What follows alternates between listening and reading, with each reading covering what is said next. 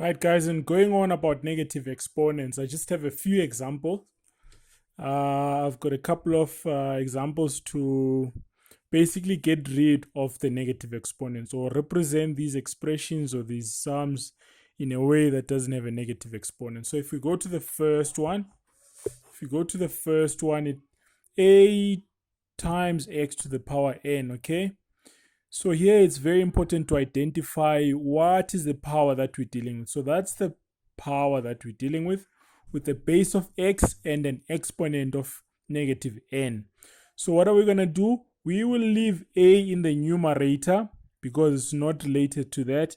And then we would shift x to the n to the denominator, okay? So that the sign will change into being a positive instead of a negative, okay? So in the second one, again, it's important for us to separate what we're dealing with. We've got a fraction there, a over b, and our power is only that one that we need to deal with. A over b will remain the same. We don't touch that. But what we're interested in getting x as a positive, this power to have a positive exponent. So what we'll do is we will shift x to the denominator so that we have that a positive exponent, okay? If we go to number 3, just left out the equal signs there. A over x to the minus n, okay? This one is much more simpler in the sense that we have our power in the denominator.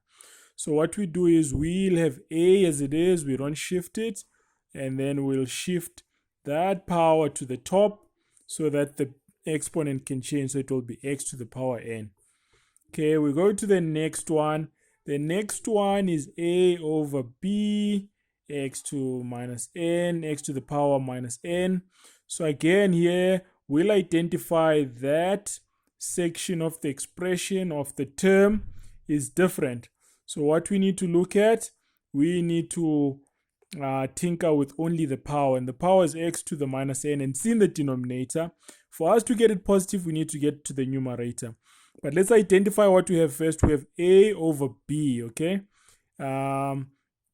So we have a over b, doesn't change. All we need to do is to move that power to the top. Once we move it to the top, it becomes x to the power n, okay? Lastly, okay, this one's a bit tricky, okay? What do we do here? I'd like to take a step here by applying, I'm going to apply law number 3, raising a power to a power, okay? We've got a power 1 here. We've got a power 1 that's not written in that example, okay? We would know that from grade 8, raising a power to a power, okay? Once we have that, if I remove the brackets, I can still apply. We multiply the exponents once that happens, okay? We will have x to the power negative n because n times 1 divide by y to the power n, negative n as well, okay? That we've just applied law 3 in exponent laws, okay? What's going to happen now? We've got a numerator and a denominator. They are both negative exponents, okay?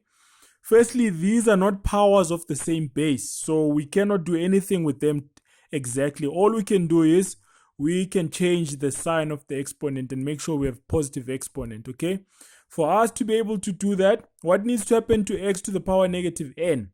It needs to come to the denominator, and then it changes the sign. And for y to the power negative n needs to go to the numerator so that the sign is positive, okay?